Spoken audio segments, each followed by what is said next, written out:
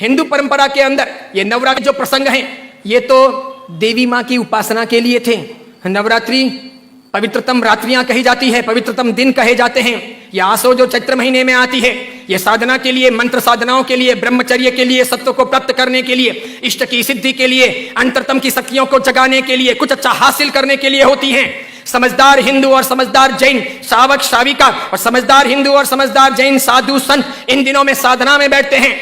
मौन रहते हैं, ब्रह्मचर्य का परिपालन करते हैं और आगे बढ़कर के शक्तियों को साधते हैं। उस जमाने में देवी माता की आरती करना, घट स्थापना करना, देवी माता को रिझाना और पुरुष एक तरफ महिला एक तरफ, महिलाओं की जगह में पुरुष की जगह में देवी माता को बीच में रख करके मात्र उनके हाथ से गरबे लें और इस प्रकार उनकी भक्ति करें, यह परंपरा थी नवरात्रि की। उसके बाद में मात्र गुजराती स्टाइल में डांडिया आए थे, तो बहनें बहनों में खेलती, बीच में देवी मां की स्थापना की जाती, पुरुष में खेलते और इस प्रकार नौरते रखते, नवरात्रि पालते, खान पान का ध्यान रखते। उन दिनों में कोई शराब नहीं पीता, गुटखे नहीं खाता, चाय तक नहीं पीता, व्यसन नहीं करता, अलग अलग शयन करते, पति पत्नी अलग अलग रहते, ब्रह्मचर्य की साधना करते, संपर्क नहीं करते, शुद्धता प्राप्त करते और इतने सारे भोग विलास की जिंदगी के बीच में, इतने सारे विषय वासनाओं के बीच में कोशिश करते कि कुछ दिन पवित्रता के साथ बिताएं ताकि देवी माताओं के सानिध्य प्राप्त करके हम शक्ति संपन्न बन सके, उनके आशीर्वाद अपनी जिंदगी में फल सकें। गरबे गई, फिर डिस्को आया, नाना प्रकार के धुनें आई, नाना प्रकार के गायक आए,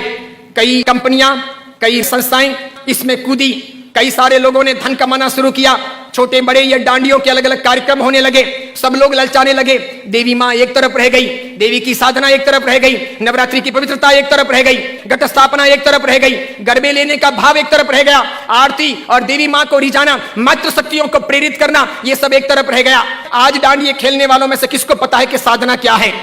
ब्रह्मचर्य क्या है, ये क्यों है नवरात्रि, इसका हेतु क्या था, इसका रीजन क्या था, ये क्यों खेलनी चाहिए या नहीं खेलनी चाहिए, तो क्यों नहीं खेलनी चाहिए। मेरा ही नहीं, भारत के कई सारे अखबारों का, कई सारे समाजविदों का, कई सारी अन्य सामाजिक संस्थाओं का ये सर्वे वर्षों से रहा है, समय समय पर किया जाता रहा है कि नवरात्रि के महीने 2 महीने के बाद में जितने गर्भपात होते हैं उतने गर्भपात बाकी के 11 महीने में नहीं होते।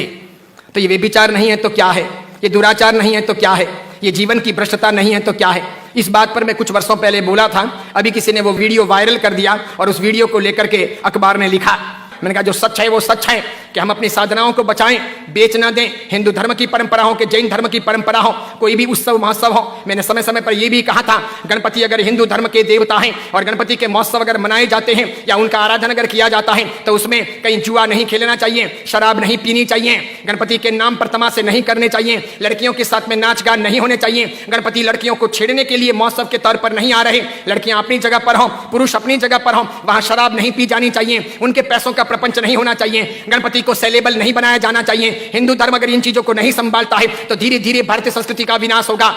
सिखों ने अपनी धर्म परंपराओं को संभाला है, मुसलमानों ने अपनी धर्म परंपराओं को संभाला है, ईसाइयों ने अपनी धर्म परंपराओं को संभाला है। उनके जो ओकेशन होते हैं वो दूसरों को इंटरफियर करने नहीं देते, वो उसमें घालमेल नहीं करते। हिंदू और जैनों को इस बारे में सावधानी रखनी आवश्यक है। कल ऐसा ना हो जाए कि पर्युषण महापर्व के दिन आए या राखातीज का दिन आए या कार्तिक पूर्णिमा का दिन आए और कोई उसे किसी प्रतिष्ठान के नाम पर प्रोजेक्ट कर ले कि चलो अब महोत्सव को इस प्रकार मनाएंगे उस प्रकार मनाएंगे, तो 25 साल 50 साल के बाद में ऐसा हो सकता है कि हमारी होली की आराधना या हमारे पर्युषण महापर्व की आराधना का रूप रंग बदल जाए। जैसे मैंने नहीं कहा था कि मात्र संगीतकारों को बुला करके हम 9 दिन की भक्ति रख लें, सुबह भी भक्ति रात को भी भक्ति, ठीक है, और इस प्रकार पर्युषण आगे बढ़ जाए और अच्छी खासी संख्या के अंदर वे आधुनिक संगीतकार आधुनिक धुनों पर बहुत गाएं और नौजवान लड़के लड़कियों को मजा आ जाए, सब वहीं पर जाएं। तो 10 साल 15 साल तक अगर ऐसा चले तो आज एक ने किया, कल दूसरा करेगा, परसों तीसरा करेगा, अब चौथा करेगा, धीरे धीरे साधुओं के व्याख्यान में कोई नहीं जाएगा, पर्युषण महापर्व के प्रवचन एक तरफ रह जाएंगे, कल्पसूत्र जी हवा खाते रह जाएंगे और पर्युषण का रूप बदल जाएगा। ये नहीं हो सकता, ये नहीं किया जाना चाहिए।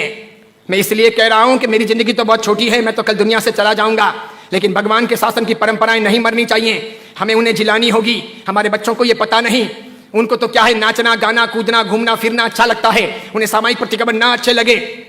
बिना पंखों के रहना